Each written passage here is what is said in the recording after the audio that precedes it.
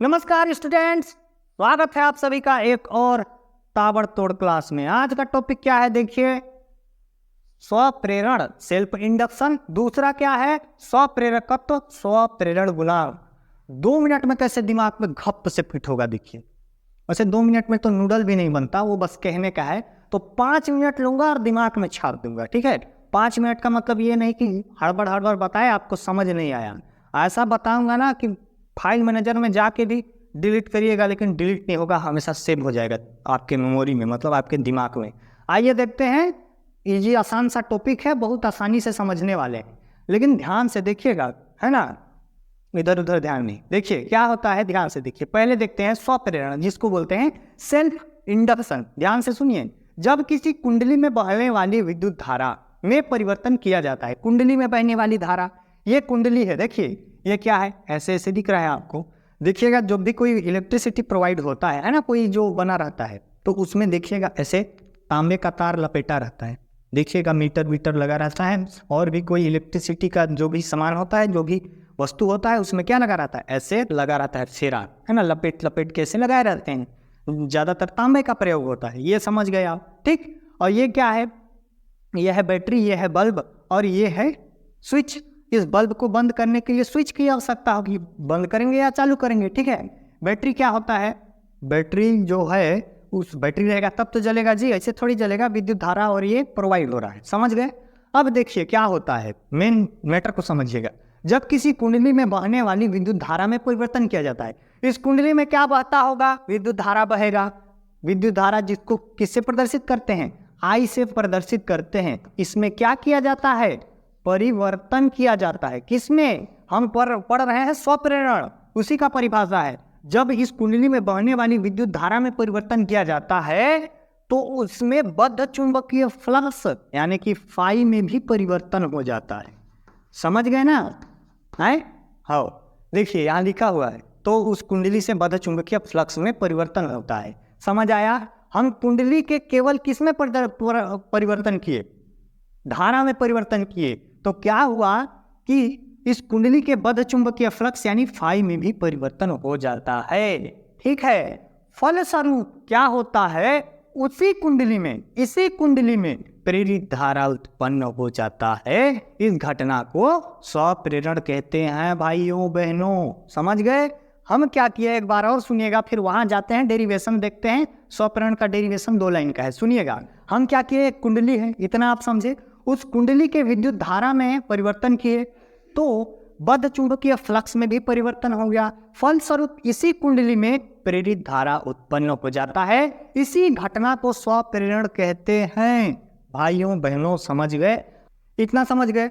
अब देखिए आगे, अब इतना समझ गए तो ये भी समझ आ जाएगा, ठीक है। बहुत इजी, आसान, सरल, सटीक है। देखिए क्या होता है कि इतना समझ आया, क्या होता है कि धारा में परिवर्तन किए तो फ्लक्स में भी परिवर्तन होगा, ठीक है। तो कुंडली से बद्ध चुंबकीय फ्लक्स, ये जो बद्ध चुंबकीय फ्लक्स यानी फाई, उसमें प्रवाहित धारा के अनुक्रमानुपाती होता है। ये हो गया धारा, है ना, फ्लक्स, विद्युत फ्लक्स को फाई से प्रदर्शित किया और विद्युत धारा को आई से प्रदर्शित किए। तो जो ये बद्ध चुंबकीय फ्लक्स यानी फाई होता है, उसमें प्रवाहित धारा आई के अनुक्रमानुपाती होता है। ये हो गया अनुक्रमानुपाती का चिन्ह। इतना समझ गए, समझ गए, है ना।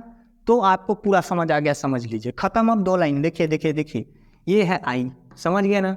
अब इस अनुक्रमानुपाती के चिन्ह को हटाएंगे भाइयों बहनों, तो यहाँ पर एक कांस्टेंट लगेगा, जिसको एल, एल एक कांस्टेंट लग गया। एल क्या है, कांस्टेंट है, एक नियतांक है, और इसी को क्या बोलते हैं, स्वप्रेरकत्व बोलते हैं, इसी कांस्टेंट को।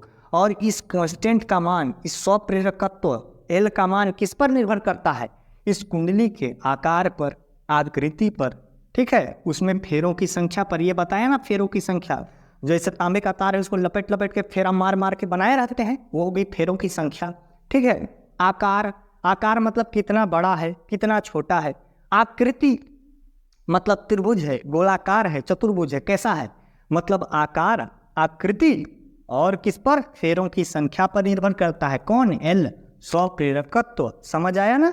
अब देखिए, यदि, समझिएगा बात को, यदि क्या हो, इसमें प्रवाहित धारा का मान क्या हो, 1 हो, क्या हो, 1 हो, तो क्या हो जाएगा, तो क्या होगा, फाइव इज इक्वल टू 5। समझ गए? यहाँ से हमको क्या समझ आता है, five is equal to I नहीं होगा, five is equal to L होगा। समझ गया ना? इसका वैल्यू 1 हो जाएगा, किसका? आई का वैल्यू 1 हो जाएगा। ठीक है, तो क्या मिलेगा? Five is equal to L, ये 1 हो गया तो एल का आई से मतलब 1 से गुणा होगा तो एल ही आएगा, तो five is equal to L हो गया, ये मिलेगा।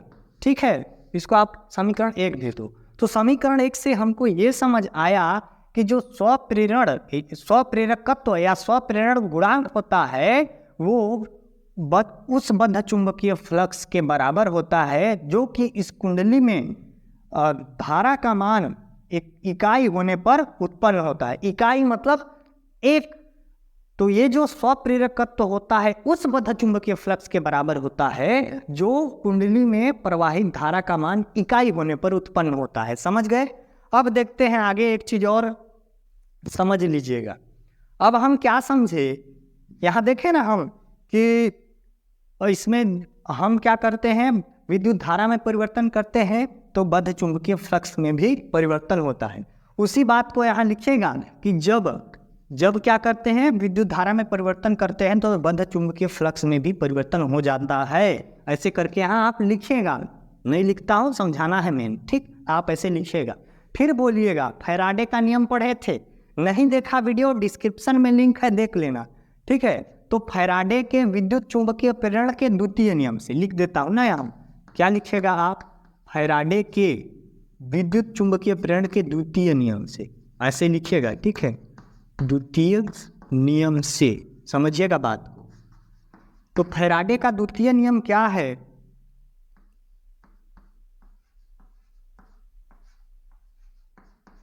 ठीक है, यहाँ माइनस का चिन्ह, बात को समझिएगा। अब ये कहाँ से है, हम क्या करते हैं, विद्युत धारा में परिवर्तन करते हैं तो बद्ध चुंबकीय फ्लक्स में परिवर्तन होता है।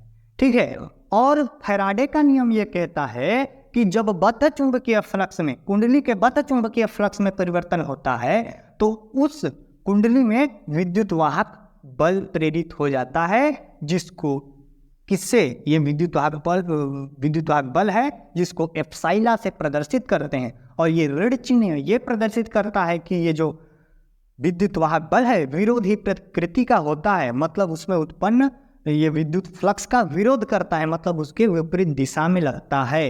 ये होता है फैराडे का द्वितीय नियम, इसलिए यहाँ लगाया। समझ गए? क्योंकि बद्ध चुंबकीय फ्लक्स में परिवर्तन करेंगे तो विद्युत वाहक बल उत्पन्न होगा। समझ आया? अब समीकरण 1 से यहाँ लिखिएगा आप, यहाँ पर ऐसे कोष्टक बनाइएगा और लिखिएगा समीकरण 1 से। समीकरण 1 से क्या है, देखिए समीकरण 1 से नहीं, यहाँ इसको क्या मानिए आप, समीकरण 1 इसको मानिए। ठीक है, तो समीकरण 1 से लिखिएगा, इसको मानिएगा। ठीक, तो समीकरण 1 से क्या लिखिएगा, फाइव इज इक्वल टू क्या लिखिएगा, एल आई, है ना। या फिर इसको भी माने हैं समीकरण 1 तो डायरेक्ट लिख लीजिएगा यहाँ, five is equal to L I. समझना, मेन चीज समझना है, आपके ऊपर है, आप किसको समीकरण 1 माने 2 माने, आपको मेन चीज प्रूफ करके दिखाना है जो क्वेश्चन में पूछा जाए। ठीक है, तो five is equal to L I, समझ आया? तो वही चीज मैं यहाँ करूँगा, minus D upon D T as it is, जैसे का तैसा, फाइव का वैल्यू एल आई, तो यहाँ लिखिए भैया L I, epsilon is equal to, समझ आया कि नहीं आया? आया। अब देखिए एप्सिलॉन इज इक्वल टू, बढ़िया जमा देते हैं मस्त, माइनस एल कर देता हूँ, गुणे में है, किसी को भी आगे पीछे लिखूँ, D I upon D T, समझ आया? ऐसा कर दिया मैंने, ये इसको ऐसे कर दिया। ठीक है, इतना मिला, इतना समझ आए? अब देखिए, यदि आप लिखिएगा, नीचे लिखिएगा, जगह नहीं है बगल में लिखता, ठीक है, इधर लिखता, या ऐसे कोष्टक करके लिखिएगा तो वो तभी चलेगा, लेकिन नीचे लिखना, जगह नहीं है बगल में लिखता हूँ। यदि D I upon D T is equal to 1, अब ये D I upon D T क्या है, आई मतलब होता है धारा, टी मतलब उसके टाइम को बताता है, मतलब D I upon D T मतलब धारा में परिवर्तन की दर, समझ आया? यदि क्या हो, D I upon D T मतलब धारा में परिवर्तन की दर 1 हो, तब क्या हो जाएगा, इस चीज को आपको यहाँ लिखना है, नीचे जगह नहीं है बगल में लिखा हूँ। अगर धारा परिवर्तन की दर हो, यानी ये पूरा 1 हो जाए, तो एल का 1 से गुणा होगा तो उतना ही आएगा, तो एप्सिलॉन इज इक्वल टू क्या हो गया, माइनस एल हो गया। समझ आया कि नहीं आया? आया ना समझ? ठीक है, इसको आप समीकरण 1 माने थे, इसको आप चाहे तो समीकरण 2 मान लीजिएगा, इसको आप मान लीजिएगा समीकरण 3। क्या आया समझ? अब देखिए, ये जो 100 प्रेरकत्व का वैल्यू कितना हो गया? विद्युत वाहक बल के बराबर हो गया, ठीक है। लेकिन कब हुआ? जब इस धारा परिवर्तन की दर क्या हो? 1 हो। मतलब ये परिभाषा यहाँ से बनता है, नीचे मस्त लिखेगा, नंबर मस्त मिलेगा कि ये जो 100 प्रेरकत्व का वैल्यू उस विद्युत वाहक बल के बराबर होता है जब धारा परिवर्तन की दर का मान 1 हो। समझ आया? इस 100 प्रेरकत्व का वैल्यू उस विद्युत वाहक बल के बराबर होता है जब धारा परिवर्तन की दर 1 हो। समझ आया ना? यही था आज का टॉपिक, खत्म। समझ आ गया होगा आपको। क्या पढ़े? 2 टॉपिक पढ़े, ये दोनों अलग अलग टॉपिक है, ठीक है ना। मतलब इसी का है, मतलब इसी से संबंधित है ये भी, लेकिन 2 अलग अलग टॉपिक है, ठीक है। तो 2 टॉपिक पढ़ लिए हम बहुत कम समय में, और बहुत अच्छा आपको समझ भी आ गया। 100 प्रेरकत्व और 100 प्रेरण गुणांक, समझ आया ना? समझ आया तो कमेंट कर दीजिएगा कैसा लगा वीडियो, किस टॉपिक पर वीडियो चाहिए आप बता दीजिएगा, है ना। और आपको और वीडियो चाहिए इस चैप्टर से रिलेटेड तो कहीं खोजने का जरूरत नहीं है, डिस्क्रिप्शन में जाइएगा, आपको इस चैप्टर के प्लेलिस्ट का पूरा लिंक मिल जाएगा, ठीक है। मिलते हैं अगले वीडियो में भाइयों बहनों। जय हिंद, जय भारत।